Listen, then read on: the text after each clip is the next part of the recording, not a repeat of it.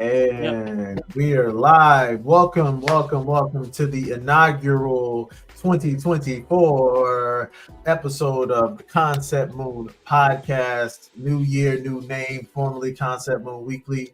Yep. Um, welcome back. Welcome back. And as we get into everything we have cooking for you today, we're going to be talking about, we're going to talk about Cat Williams. But before we get into that, Rashawn, my Sir. brother, welcome back. How you feeling?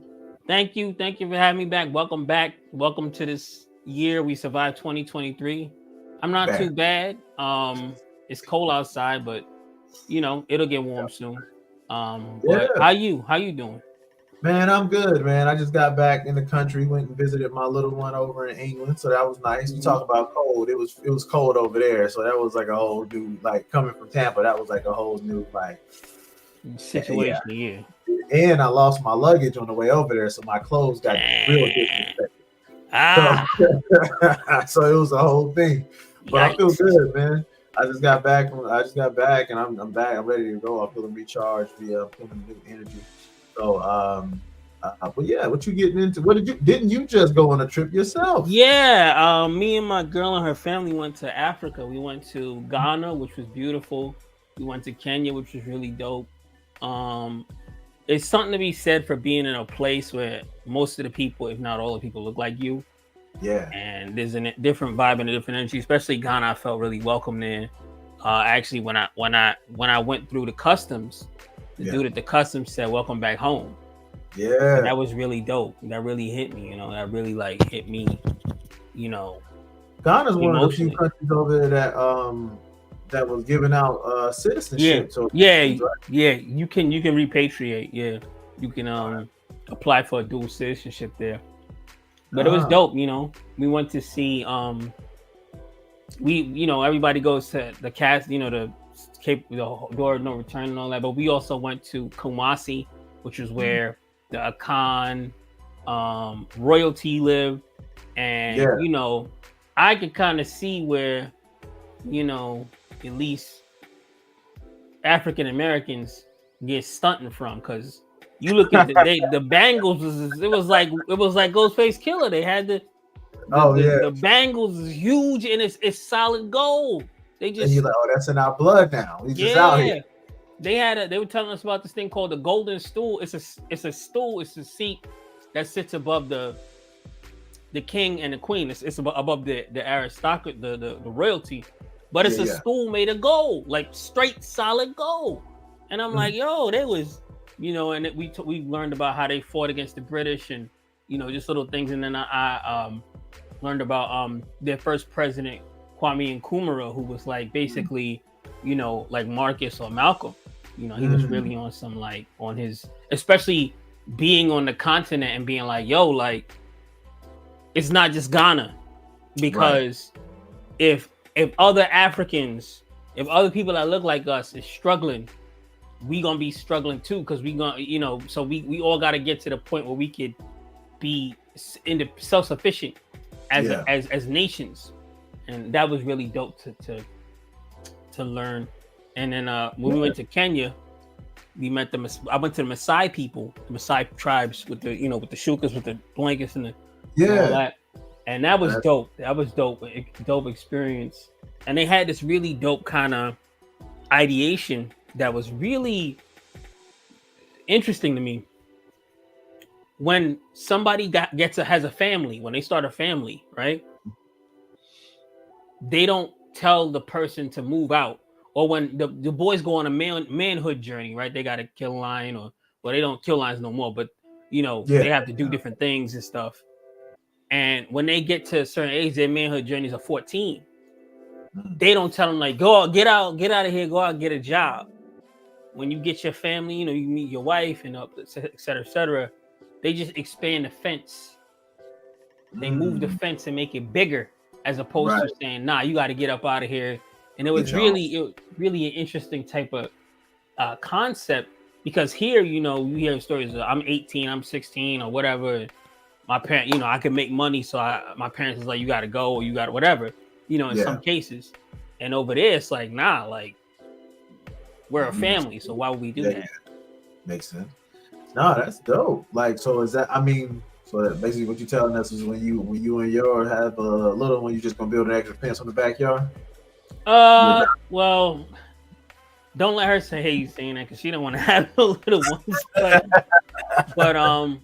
but no, yeah, I think the idea of communal living, taking care of the elders, or like my plan is when I have some stuff, Yeah, I have family that I want to give back to younger generation and take care of the older generation. You know what I mean? Like that's important, I think, and I think especially here in America, we so caught up in the race and the great paper chase that not to say that we're doing it on purpose, but it's like, yo, like it's like you constantly trying to put your mask on in the airplane and it's falling off, so you can't ever put a mask to help somebody else put their mask on. Right.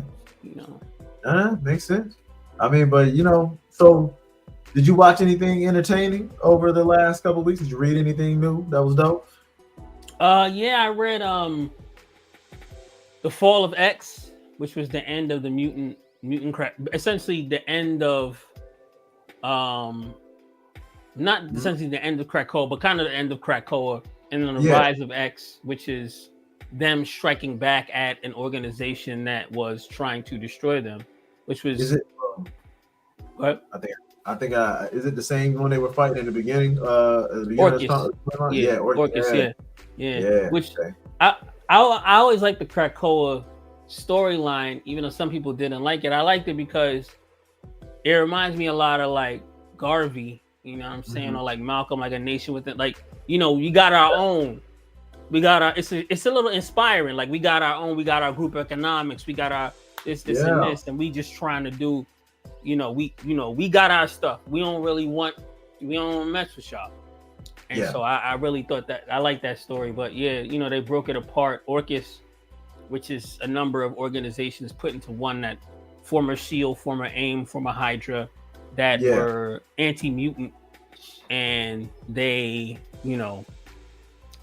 tried to they destroyed Krakoa and are trying to end mutant life and sovereignty. So that was dope. That was a dope storyline. Again, like I said, I drew a lot of parallels in terms of obviously it was like that whole Krakoa story to me was like it was Charles and Eric, and it was like, yo, what happens if what would have happened if Malcolm and Martin were on the same page, in terms of that kind of thing. Storyline, man, when they reached the reboot of the X-Men storyline, this is probably one of the better storylines I've read, which I haven't read as much as you, I don't think, but no, just going back from the beginning and how they brought it all back and how they tied everything together, and with Moira, that was dope. And like, yo, this talk about some great writing.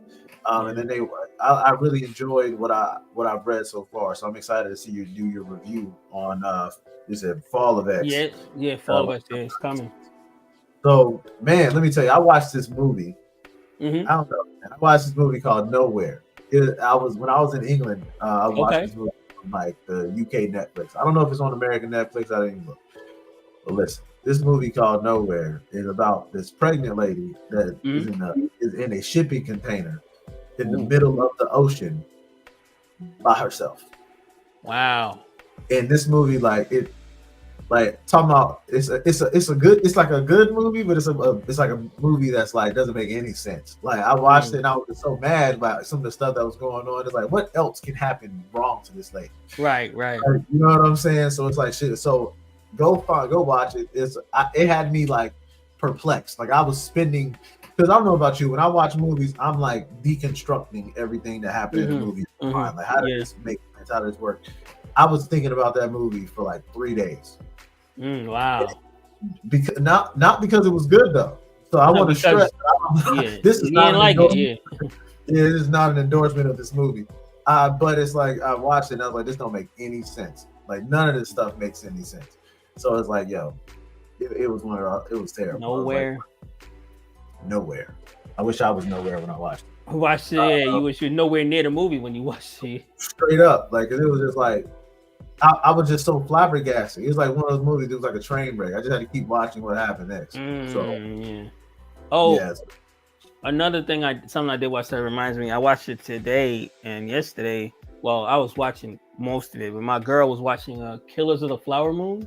Have you seen Oh that? no, I've heard. Well, no, I don't think so. It's heavy, bro.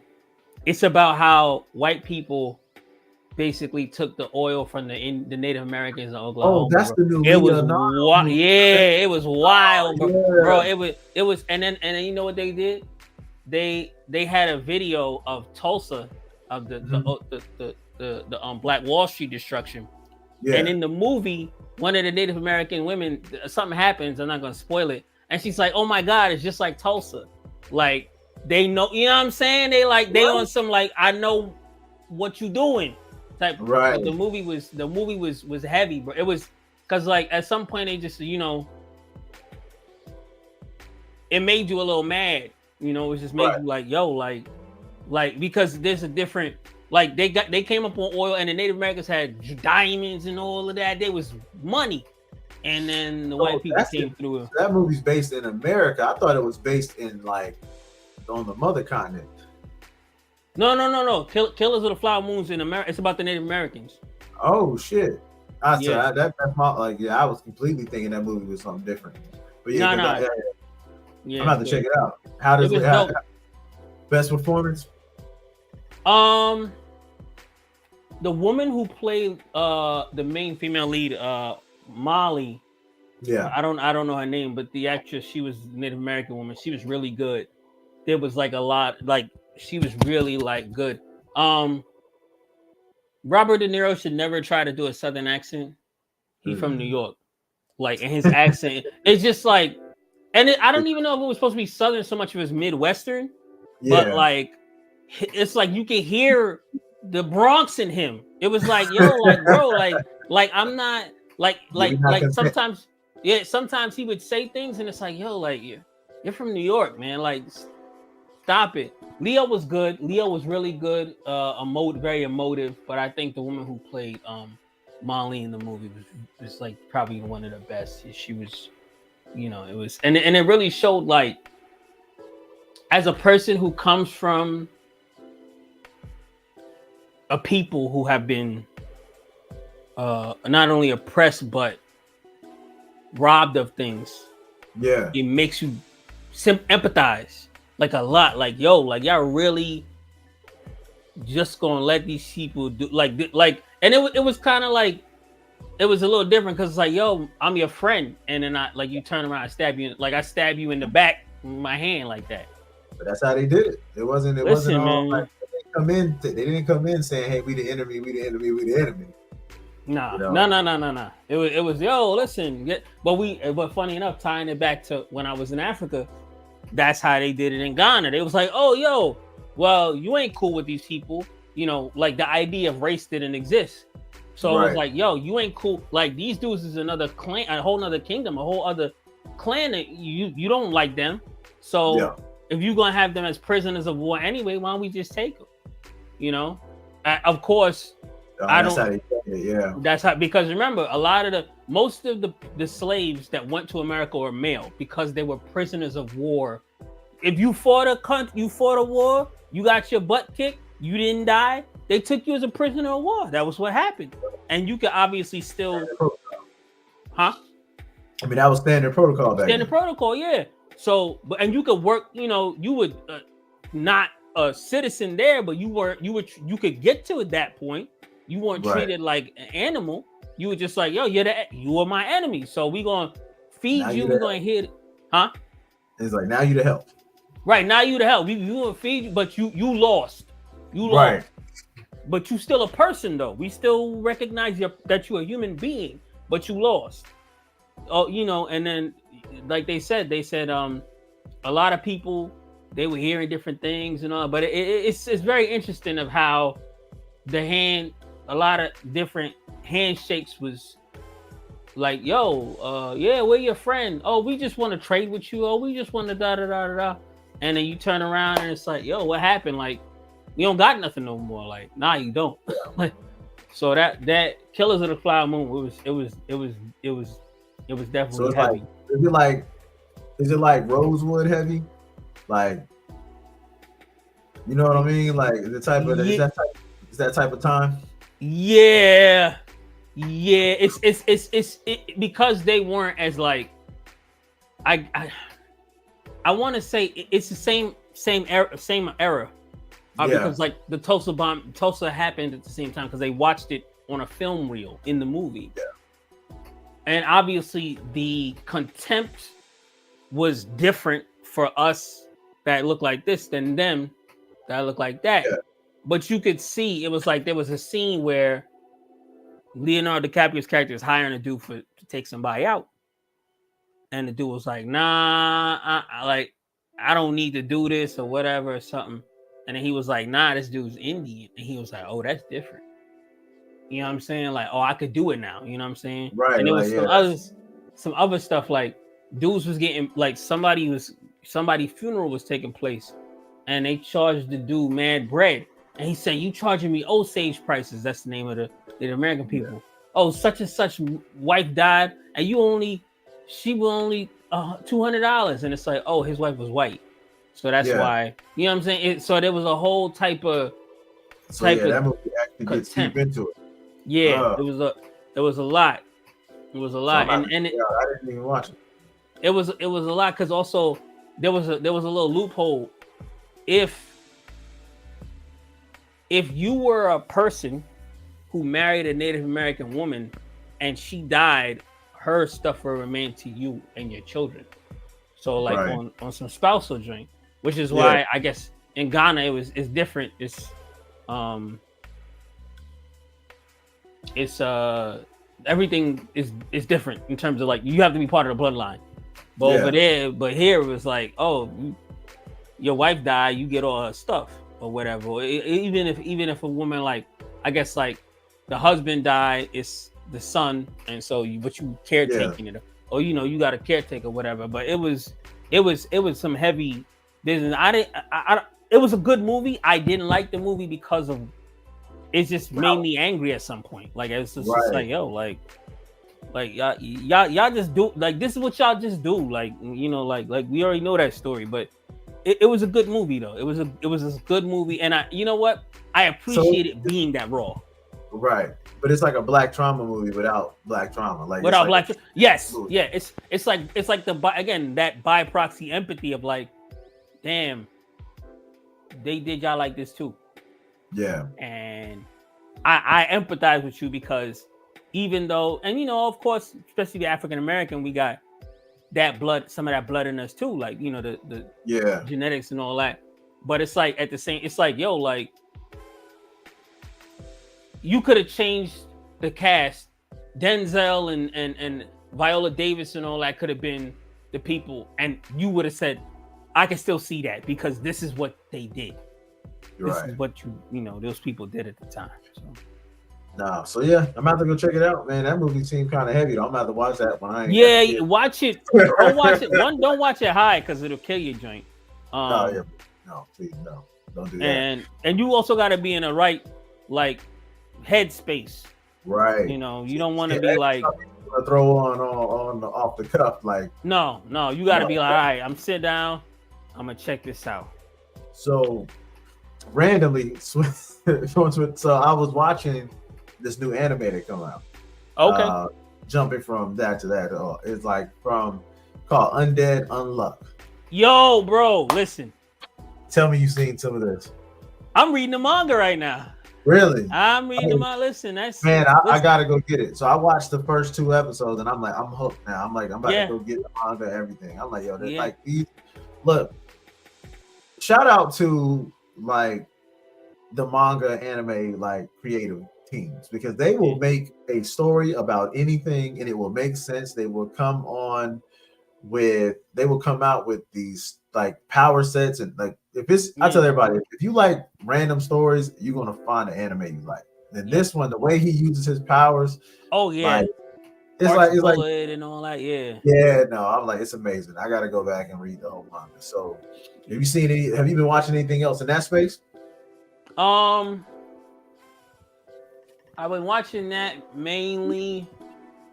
There was another series I watched called The Returner's Ability Should Be Special, which is about this dude who It's a fantasy. It takes us in a fantasy world, but it's a dude where he's like, a hero and part of a hero's party, and they have to like stop some sort of dragon that's killing a bunch of people.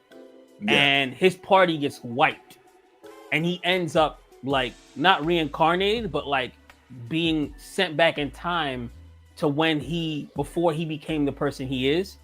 And he's now trying to like all the people who were on his party, who he knew in school, in this magic college or whatever. He's trying to make sure to train them up so they don't die.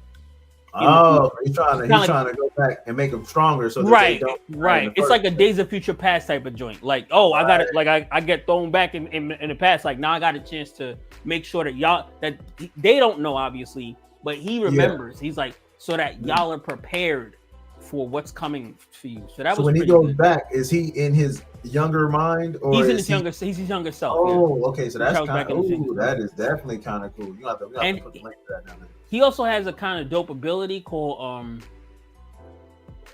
essentially it's like spell hijacking, where if you're casting a spell, if he can analyze it, he can hijack it and turn it off. So he could like any magical device, space or whatever, as long as he can analyze it for enough, because obviously the larger or more complex, the longer. Yeah. But if he has enough time to analyze it, he can like turn it off and control it. Just nullify it. Nullify, yeah. But otherwise, like he's like his spells are like level 1, like he has level 1 fire, all that stuff. He's not gonna get higher than that. But with his spell hijacking it's not an anti-magic, but it's like spell hijacking. His ability to do that is like what makes him so dope. But it's not OP because one, it takes time. Yeah. He using these people to help him set it up. Like, all right, just I need you to like Batman or something, like buy me 10 minutes. Yeah. I need y'all to fight him so that I can watch what he does and figure out. Right. Okay. Right. So it's one of those type of things. But that was the thing that really captivated me about it, was that he was going when he didn't go back in time on purpose. He just ended up back in time, and he was like, "Yo, I have the." It's like that show Erased. You ever see that show Erased? With the kid. Netflix? Yeah. It was like an anime and that it was kind of like that, where like, yo, I have the ability to go back and try to figure out how to save these people, because he already knows what their strengths are gonna be, so he's kind of like, running it like that. So that's a good. So almost like almost like a Fate Stay Night Unlimited Blade Work situation where Archer is going back and teaching Emiya teaches Emiya how to use his abilities. Yep, kind of like that. It did remind me of that as well. That like his ability, also his ability to analyze, kind of reminded me of the copy ability that Emiya had, where he could like kind of copy structures. So that it's a pretty dope one. It's not better than Undead Unluck. Undead Unluck is like just you know what? Undead Unluck to me is like, it's the anime that we kind of needed to restore a certain kind of feeling. Yeah. Ooh, that's high praise coming from you. It restores a kind of, you know what? Shit. It's not an isekai, which I got tired of. It's not, but it also doesn't take itself too seriously, and it's also not. It also flew under the radar because I was reading that. I started reading the manga when I started reading Chainsaw Man, and Chainsaw Man. Remember, Chainsaw Man had mad hype behind it. Yeah, mad hype, and then the anime came out, and people were like, whatever, Yeah. So it's kind of like, it reminds me of Jujutsu with less buzz. Yeah. So it can be in a point where it's like, okay, it's flying under the radar, so that when the anime is out, people aren't like, unless it's completely perfect, it's a flop, or unless the animation is whatever. So I feel like it has enough juice to like be great, but I feel like right now it's like, we just gonna stay on a level. Right now, we're gonna stay low on right now, so that when it explodes big, then people won't be like, criticizing it overly, because that happens. Right. But I like the style of it too. It kind of looks like a more polished, like fairy tale, in my opinion. Like, yes,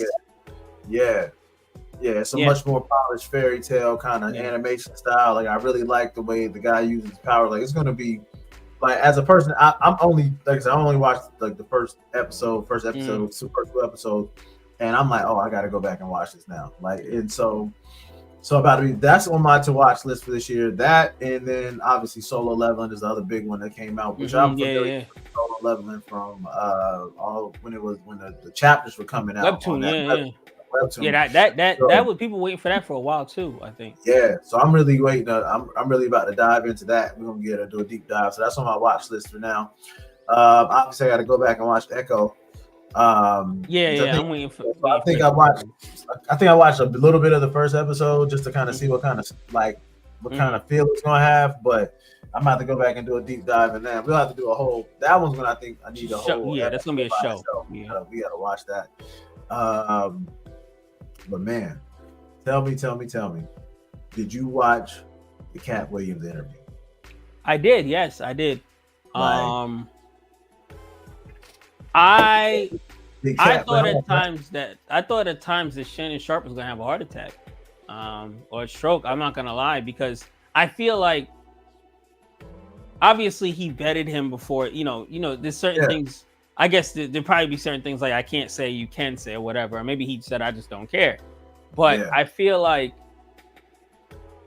there were times either that or Shannon's acting is very great, because you could tell when there were certain things that Cat said that he was like, shit, I really wish you hadn't said that. Like I'm giving you the platform to speak, but I hope whatever you say doesn't get me like fired, or doesn't it's his show. He can't really get fired, but like doesn't like get me sued because I gave you the platform or whatever. I there were certain instances where I was seeing his face or seeing his reaction. He's like, shit, they're gonna, or I just lost a possible guest. Right? Yeah, but it's like, man, he doing crazy numbers. Last time I looked, it was up over 50 something million views already. Yeah, that's a 3-hour interview, 50 million views. That's insane. Like, and then so like, man, Cat was saying a bunch of stuff. So it's like, I don't think everything he said was true, right? But it's like he said enough true stuff to where it's like you got to at least take it kind of serious, and there's been enough things that come out around it that have now like validated, or there's not enough stuff that like, and then there's been enough of these little whack ass responses from people. Right. That, like Kevin Hart's little whack response where they were just trying to like clown him all on like the little team shit they was doing. I was like, that was kind of weak. Your boy, my man that played the crackhead Santa, Ricky Smiley, his response was weak. Like the whole thing seemed to me had Cat Williams got everybody shook. That's what I seen. But that's what I left that video feeling after watching it, and then seeing the responses. Like, there was enough truth in there for people to be like, we ain't gonna say nothing directly about him no more. Or we can't, like that's, I mean, and that's a tactic, right? That's a tactic. Either we're gonna not say anything about you so people forget about you and just ignore it so that people forget about you, or we're gonna ad hominem like, oh well, you're broke or blah blah blah. We're not gonna address the argument. We're gonna attack you, some characteristic of yours. Yeah, that's the new way to deflect now. Like, oh, he ain't got no money. How would he know? Like, come on, man. It's like, but the problem with that is also you saying, oh, he didn't have no money. What does he know? Well, he just said he turned down however many millions of dollars to not do something. Yeah. And you did that thing. You may have done that thing to get. How did you get your money? Right. And so it's go back and question everybody. So okay, hold up. So I gotta ask. How do you feel about the whole black man in a dress thing? Because that's been like a big hot button talking point that's come out. I feel like that was a hot topic since the Chappelle show ended, and Dave said, I'm not doing this. I don't understand it in relation to, if you're a black man and you want to wear a dress, that's up to you. But I don't understand people.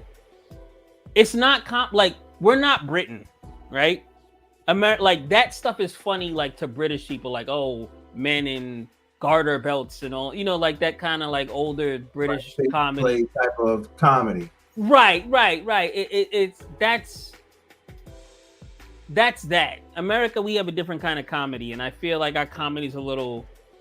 I don't want to no disrespect to British comedians, but a little more clever. We don't have to do that. We don't. Well, I would like, say definitely in the past. There's a couple now that are like I can name a couple now that are like up there, top tier. You know what I mean? But I think I understand what you mean. Yeah. I'm sorry. I don't understand. My thing is the whole black man in the dress thing. What is it for? Like Right. what? Like Big Mama's House. All right, okay.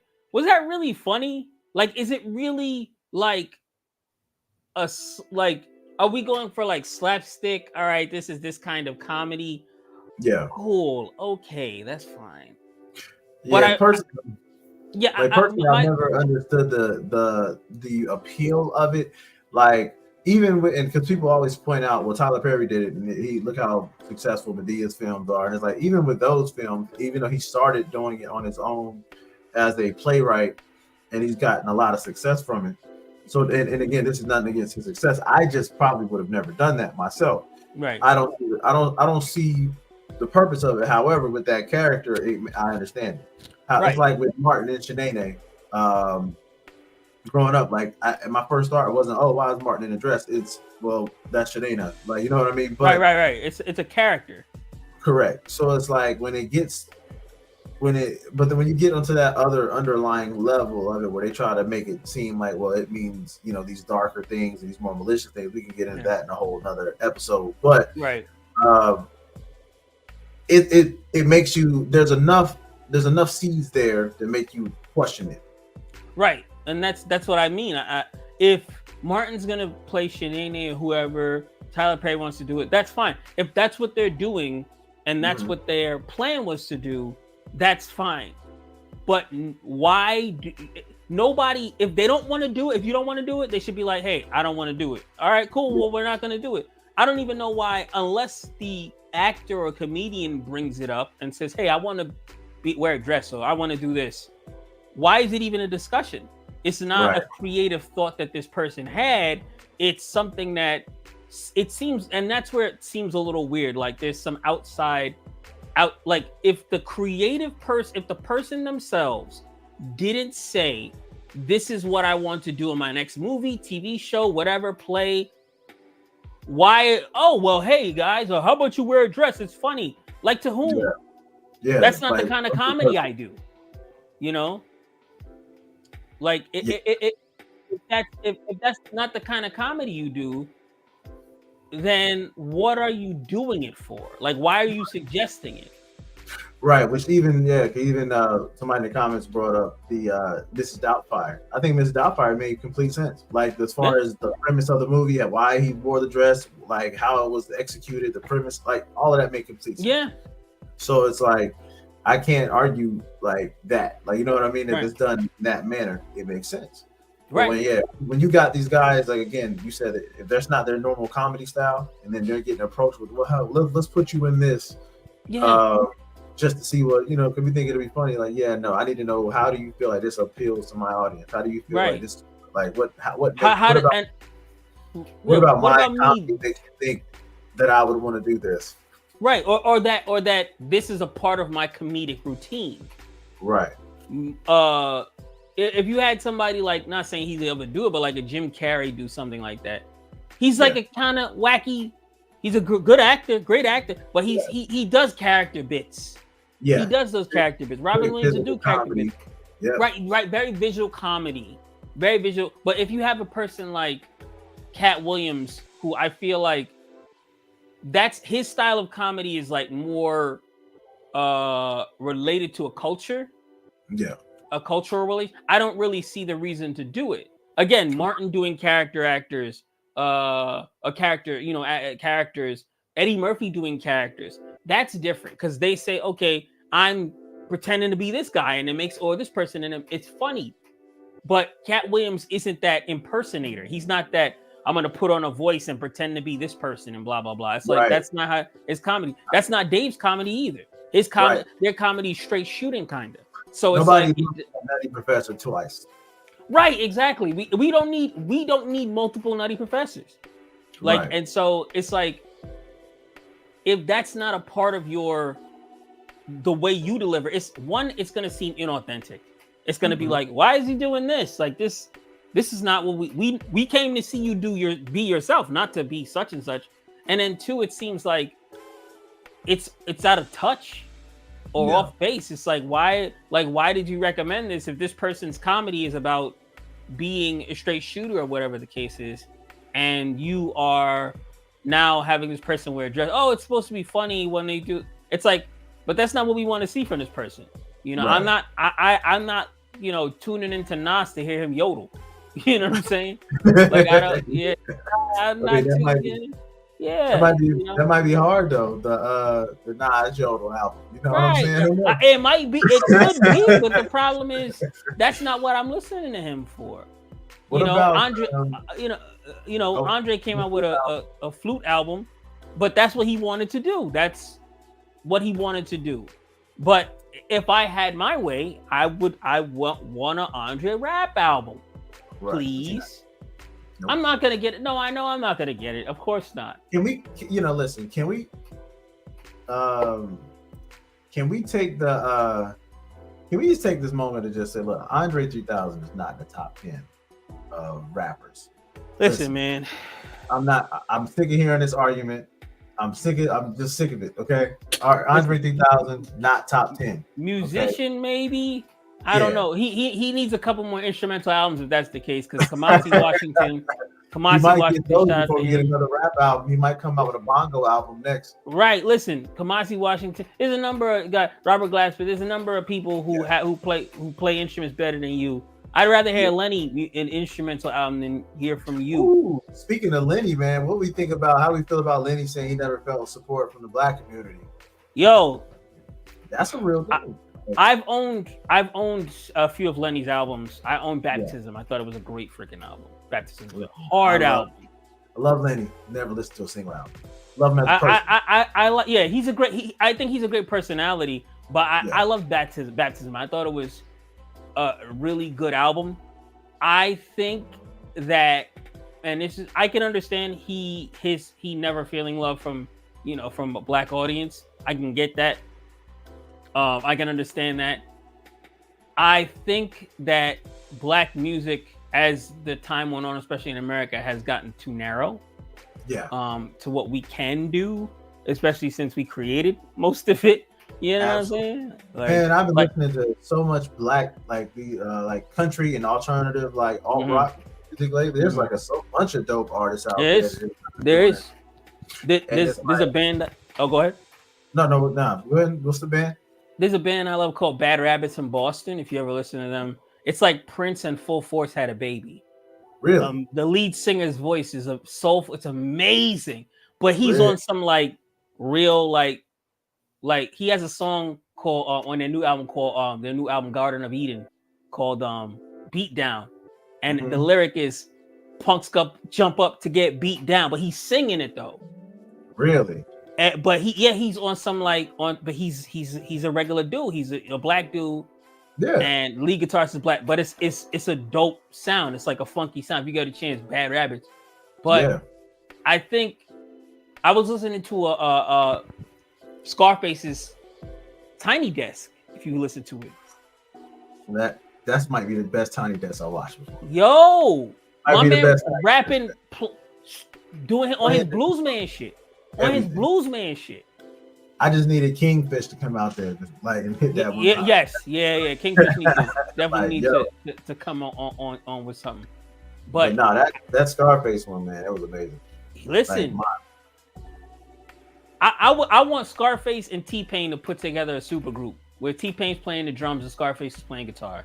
And get me Ty Dolla $ign on bass because he plays bass, or Little John. Can we get Black Thought as a front man? I'm with it. Listen, I'm with it. Tie me up. Listen, like I would listen to that album. That's like when. Or actually, you know what? I do you one better. Ooh, okay. Ty Dolla $ign bass, lead guitar or guitar Scarface, drums T-Pain, and Fonte is the front man, so he can sing and rap. Ooh. On some soul funk shit. Tell me that would have been lit. Brother, now you know I'm gonna go for that. That's my Yeah. But you can have. He can do both. He can sing and, but they'll put some soul into Fonte. Let's talk about Fonte. People like Drake stole his whole style. You mean? Yeah, I was about to say that. I mean, like, you mean the guy who Drake stole his entire style from originally? Like comeback season when they did that track together, it was like he just Shang Tsung'd him and took all of his Yeah. I was like, when I listened to it, I'm like, yo, like, you really did like songs with this dude, and then like just like pretended that you originated, like you didn't get anything from him, and you got everything from him. But I mean, listen, I can tell you Drake's biggest influences right now: Fonte, Joe Budden, and probably the Clips, Pusha T. Yeah, like, those are his biggest influences by how sensitive he gets whenever Joe Budden around him, about him, and then the whole feud with Pusha T, which maybe you could probably take Clips out, could probably put Pharrell there or Kanye West there. Yeah. You know what I'm saying? But like, I would actually, let me take that back. His big three influences for sure are Fonte, Joe Budden, and Kanye West. If you can't tell me that he didn't take his whole style from those three artists, especially from that time frame when we were listening to music as like high school, young college, early college years. That was like the soundtrack for like the emo backpack rapper. You know what I'm saying? Yeah. Like, and it's like, I hate to say it like that, but it's like, then I was a Joe Budden fan back when it wasn't popular, still isn't popular. Move music Joe Budden or pre-move music Joe Budden? Come on, pre-move music, man. Come on, man. I'm about to pre-move music Joe Budden. Mixtape Joe Budden was he was hard. Like Triangle Offense. Like, come on. Listen, Triangle Offense, bro. People don't talk about Triangle Offense. You brought it way back. I remember way back on Joe Budden TV when he used to record everything on Joe Budden TV before YouTube was popping. Yeah. He had Drake on an episode of it talking about how he was his favorite rapper, how he was the greatest rapper. Come on, man. Of course. It goes deep, man. So when Drake comes on, like this new Drake that comes out now, I just can't really get with it no more. I once for me, I guess I'm a hip hop nerd. I'm a snob purist. I know people write certain songs for people. Once they started talking about dudes was like he had a whole team in tents or something writing his rhymes, I was like, yo, like really, bro? Like I can't get with that. Nobody, no, and then what's funny? I think people don't talk about this. We spoke about Andre, who is never gonna put our rap on, but Andre said I wrote all of these dope songs and stuff for no reason, right? And I think low key he was thinking about that because it's talking about partially about that because like you could just hire a bunch of people to write for you, like which I got a personal bias against Andre because I'm a Big Boy fan. Like I'm and it's like I'd be like, yo, people be always putting 3K like up here, but then be leaving like Big Boy down here. Like I'm gonna be honest with him. Like I realized that Big Boy was a better rapper artist than Andre when Speaker Box and Love Below came out. Absolutely. Because I was like, I'm sorry, I cut you. I was like, oh, so this guy so he's the rapper. He's the dude who's like, I'm the rapper of the group. This guy's I don't know if this is true or not. I don't want to say that it is, without any evidence, but this is how I feel. I think Andre wanted to be an entertainer or a performance artist, an artist in that manner. Big Boy was like, I like to rap. Right. This is what I do. Yeah, so I can see that. Because they've come out and talked about how the Big Boy would come up with the concepts and the hooks for the songs, and 3K would just want to write his verses outside of like a couple songs, like I think probably Sorry Miss Jackson, a couple of them like that. But like Big Boy is the whole creative engine behind Outkast. And people put 3K up here and don't mention Big Boy, that pisses me off. I never Uh, understood why people did that though. Because like he looks different maybe, and that's fine. But it's yeah. like it's cool. That's fine. You know, I bomb mean, door but bag. They even shoulder pads and 3000 didn't even really look different until after the what? After Gemini album. yeah. After Aquemini, Yeah. but I think it's like you're just dressing like George Clinton on like a Sunday. Like, all right, cool.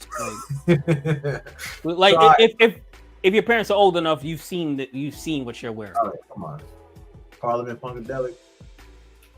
Yeah. You so all right, so since we kind of ended up here randomly, what is your top five, your impromptu top five hip hop artists? Oh, of all time or Of all alive? time, man. What's your Dead or list? alive? Dead or alive? Okay. So you about to pull some junk out of the bag. I already know. No, I already got. I got mine. Okay, so all right, Nas. But this is Okay. in no order. In no order. Nas, Mhm. Sean Price, Sean MF Doom, Price, Helter Skelter. Yeah. MF Doom. Meth Doom, yeah.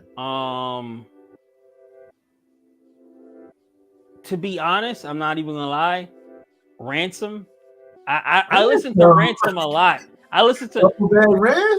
Like, come on, man. he likes a lot of his motifs are movie driven and especially Yeah. horror movie, and I love horror movies, so like he's in that lane. And I was gonna say Jay Electronica, but he doesn't rap anymore, so I mean, I guess I can't.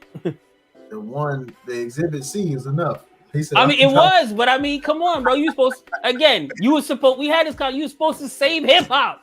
You were supposed to save hip hop, bro. Like, What Act 2 was happened? supposed to come out. Act 1 and Act 2 was supposed to just change everything. It was supposed to be like, yo, nobody ain't rapping. We ain't talking about trash no more. We just we rapping about we up here now again.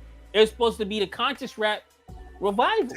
Man, when he dropped Exhibit C, it just like I don't even like it. I just remember like listening to it and it's being like, oh. When I was sleeping on a train, sleeping on Metro Ave out in the rain, like yo, like bro.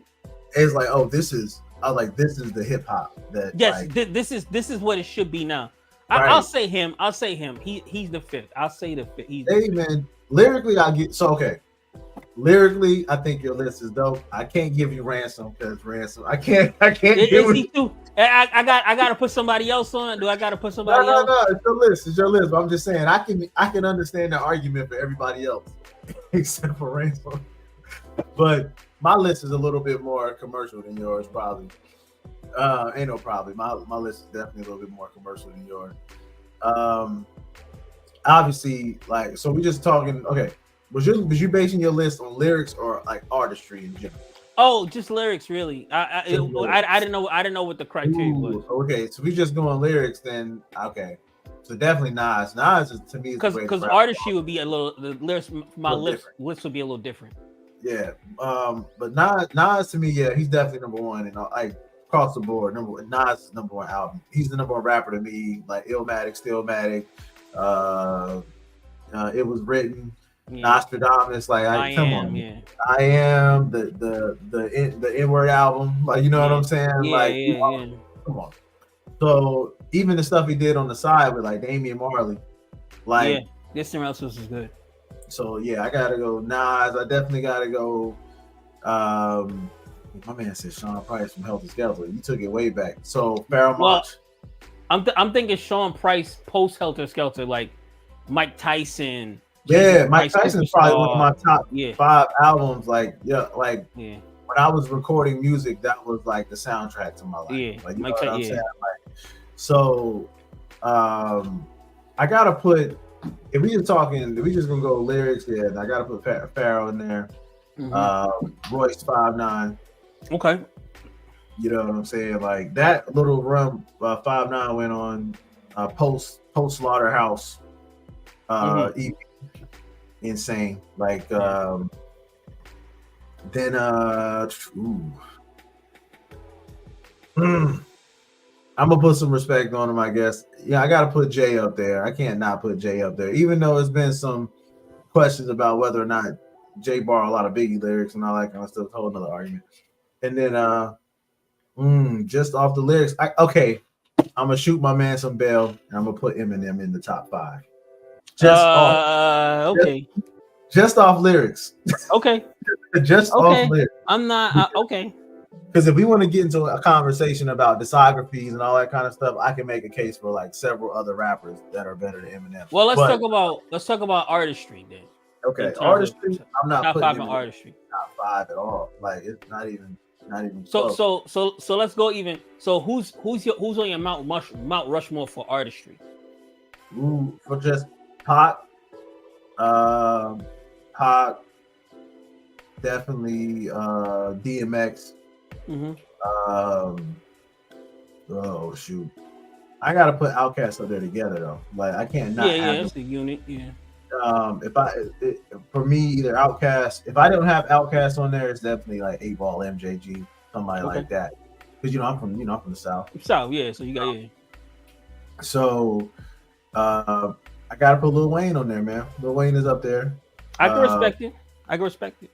And then one of my personal favorites, 50. Just I love like 50 Cent Oh, mixtape. what? Yeah, 50, mixtape 50. Radio 50. Like Man, yeah.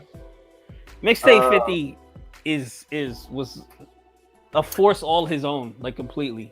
And not for nothing, artistry. I don't really rank him like everybody else, but you got to throw Kanye West in the conversation. I don't really look at him like I look at regular rappers because I know but in the conversation of artistry and rap, you got to put Kanye up there. Like he has more classics than any other rapper. Period. I don't think you can argue that. Get from College Dropout to Late registration to my Twisted Dark Fantasy, like 808s, 808s, like every his first 4 or 5 albums, you can make an argument or classic albums, like and genre shifting albums, like you know what I'm saying? Because College Dropout brought back the Chipmunk Soul, that and his work on Blueprint, you know what I'm saying? Like everything he did in that time frame changed the course of music. 808s brought in this whole melodic rap sound that we have now. Rap sound, I mean, he made it okay for people to talk about their feelings on rap songs, though. I feel like he was one of the people who, if not, made it popular. Not the person, Yeah, hey, listen, I got to go back and give my man his flowers. Joe Budden got shot up and shot, and he crawled. So a lot of these rappers like Kanye and Drake could run. Because like when he was dropping like thoughtful music back in 2003, 2004, people was calling him soft and emo and all these kind of things. But then that's the popular. I was thinking about the other day. This is super random. You know who missed the wave completely, but would have been crazy once we got to like the popcorn radio wave? Mims. Oh yeah, talk about too early. Yeah, he came out like 5 years too early. Like if he would have came out a couple years later, Mims might have been Drake. Yeah. He definitely might have been that person that the machine got behind. Yeah, that's a crazy like sentence. Memes could have been Drake. But Mims could have been Drake. Don't come at me. I said memes. But but I think, man, we got big things coming this year. With the Concept Moon pod, we got big things coming in Concept Moon General. What we got dropping this year? We got Instruments of Jahan dropping. Yep, Instruments. We got the story, we got the stories, and we got the RPGs dropping for that. We got the rebrand of our comics. We got Tales from the Moon coming out. That's about to be a hit. Rook, you know what I'm saying? Like, big deal. Lawful Evil got some dope stuff dropping. Yeah, we got some stuff coming up this year. So it's like we got a lot of things cooking. We got a lot of things coming, man. It's gonna be a beautiful year for Concept Moon 2024. It's about to be a hard year, yeah. Man, we're going straight to the moon. You feel me? So it's gonna be an awesome year. So I'm just excited for what we got going on, what we got coming, man. I'm excited to get back to doing this regularly again with you. And shout out to Ruby, by the way, who's a little under the weather, who didn't join us tonight. Yeah, she ain't feeling well, but much love. There we go. So when we get the crew back together fully, it's gonna be a beautiful thing, man. So any last minute thoughts and closing things for the fans, for the audience out there? Shout out to our fan Jessica out there. She's commenting and being an active participant. Thank you, Jessica. Yeah, Jessica. Thank you. Just keep an eye out for the moon, man. Keep your eyes on the moon. I know Bruce Lee said, don't look at the finger or you'll miss all that heavenly glory. So you want to make sure you keep an eye on the moon, right? And keep an eye on that heavenly glory. We got some stuff, some good stuff coming for y'all. Yeah. Remember, you heard it here first. Tales from the Moon, the Instruments of Jahan, and many more things coming. Yes, sir. And we out. Stay illuminated. Peace.